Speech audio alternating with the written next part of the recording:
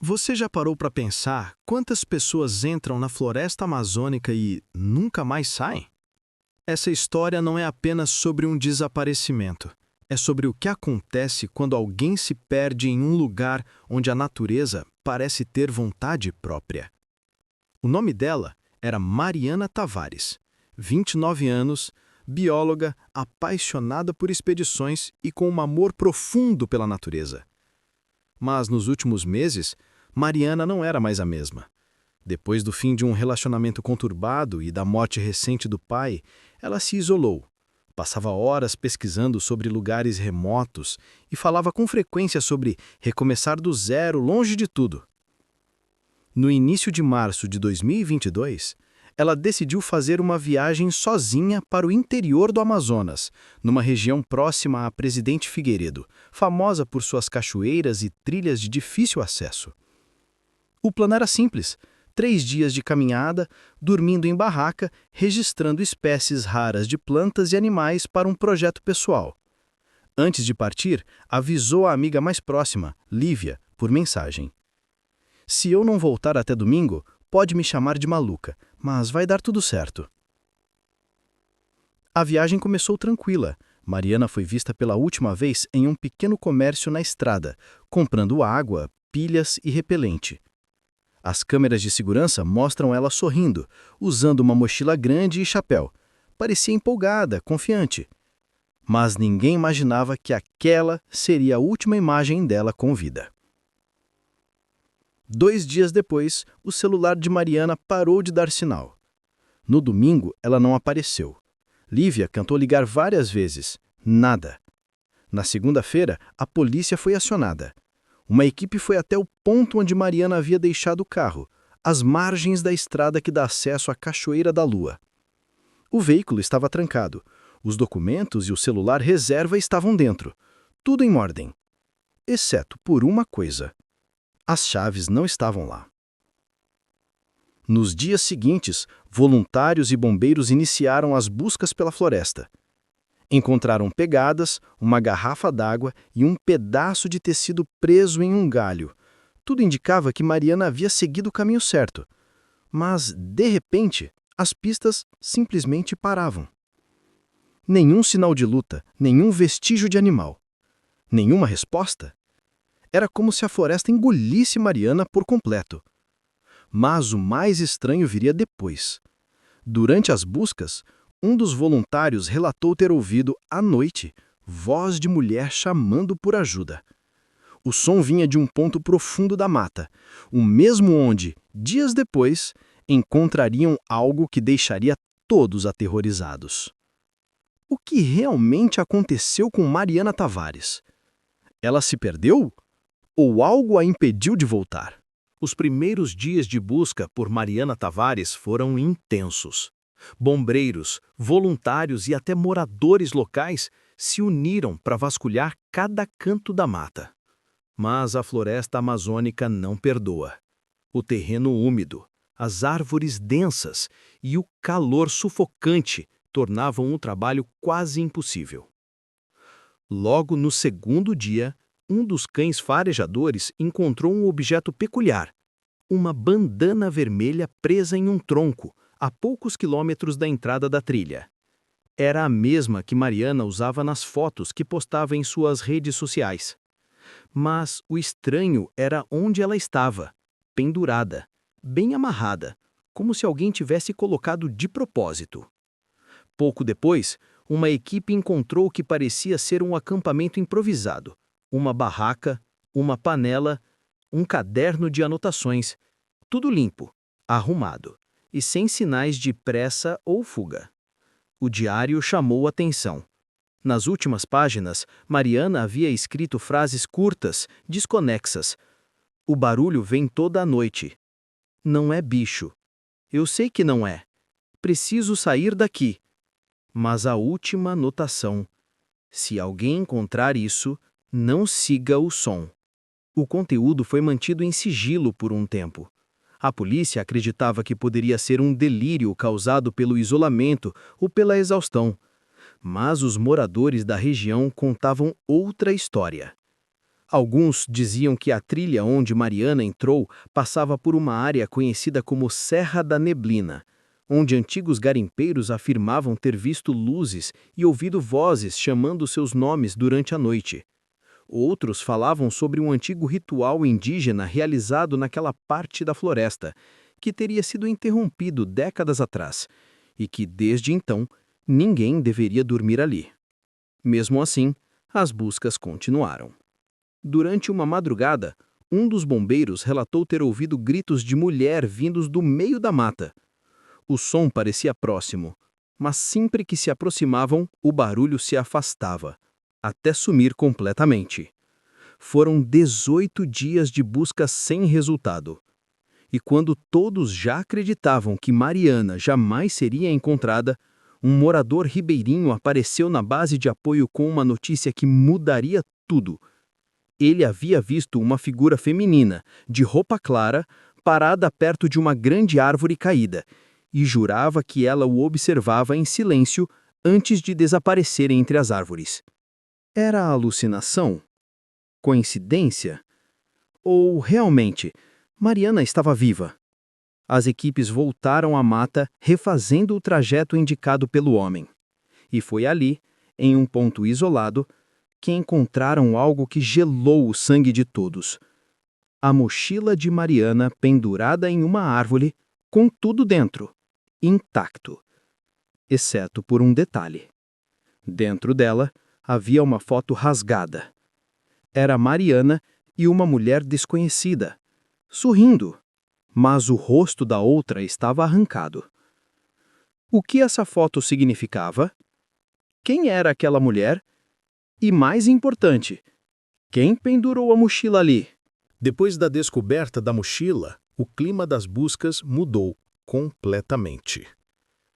O local onde o objeto foi encontrado era distante demais da trilha original, a mais de 12 quilômetros do último ponto conhecido de Mariana. Como ela teria chegado até ali, sem deixar nenhum rastro? As equipes começaram a suspeitar que alguém a havia levado. Mas quem? E por quê? Não havia sinais de violência, nem pegadas diferentes das dela. Apenas o silêncio opressor da floresta. E o som constante das cigarras, que parecia se intensificar quanto mais eles avançavam. Dentro da mochila, além da foto rasgada, havia uma pequena caderneta com coordenadas marcadas em caneta azul. Um dos bombeiros digitou as coordenadas no GPS e percebeu algo estranho.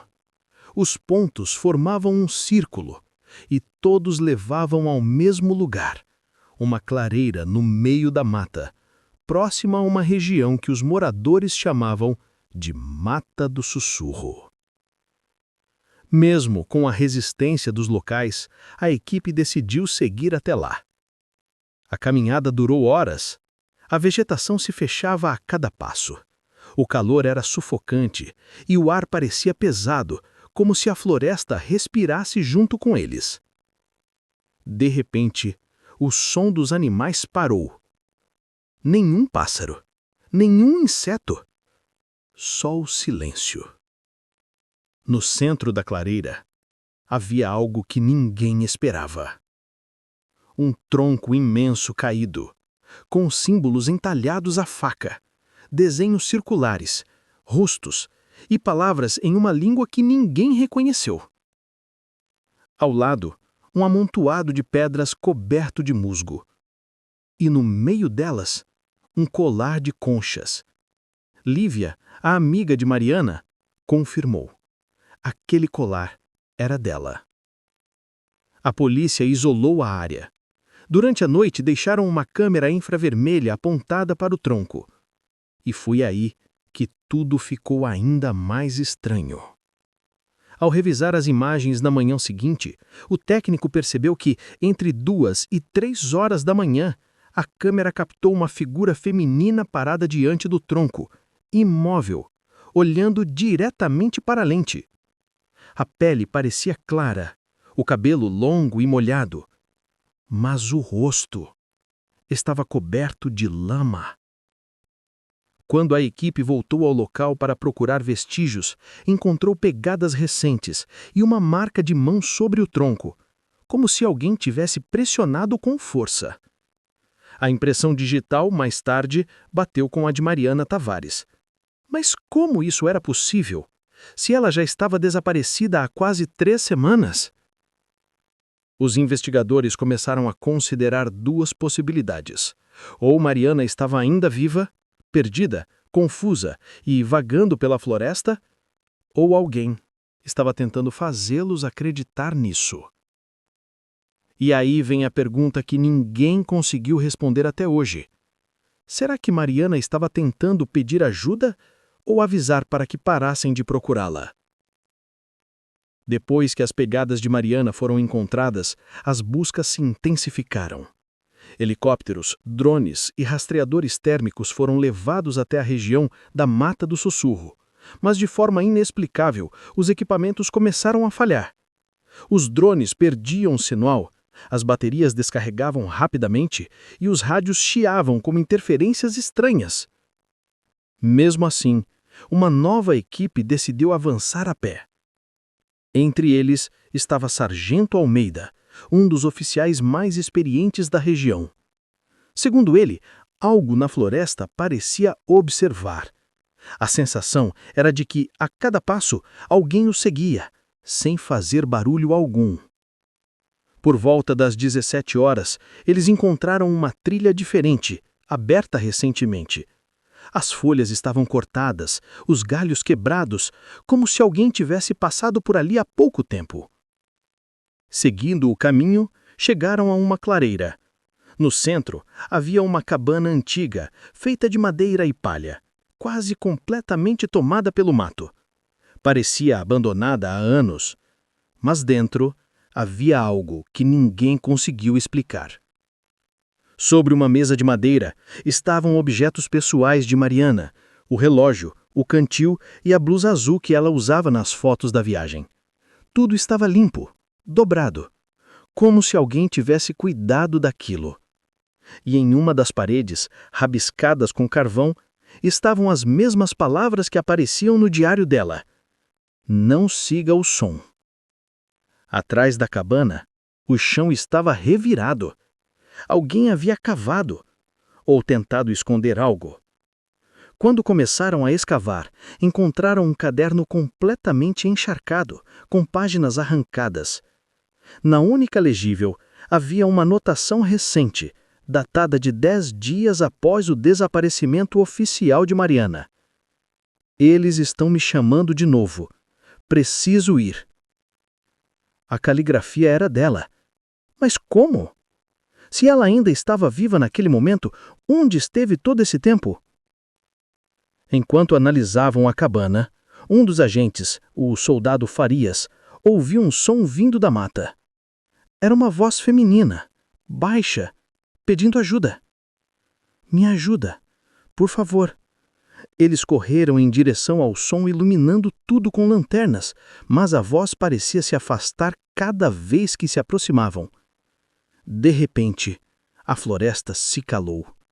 E então, do nada, um grito. Farias desapareceu. O grupo o procurou por horas, gritando seu nome, até que perto da meia-noite o encontraram. Ele estava em estado de choque, sentado ao pé de uma árvore, tremendo, com os olhos fixos no nada. Quando conseguiram trazê-lo de volta, ele só repetia uma frase: "Ela não quer ir embora. Ela não quer ir embora." No dia seguinte, Farias pediu transferência. Nunca mais falou sobre o que viu naquela noite. Aquela seria a última expedição oficial de busca por Mariana Tavares. Dias depois, o caso foi arquivado. Sem corpo, sem provas, sem respostas. Mas quase um ano depois, algo inesperado aconteceria. Um grupo de caçadores entrou na mesma região, e o que encontraram pendurado em uma árvore fez o caso voltar às manchetes do país inteiro. O que eles viram? E afinal, o que restou de Mariana Tavares?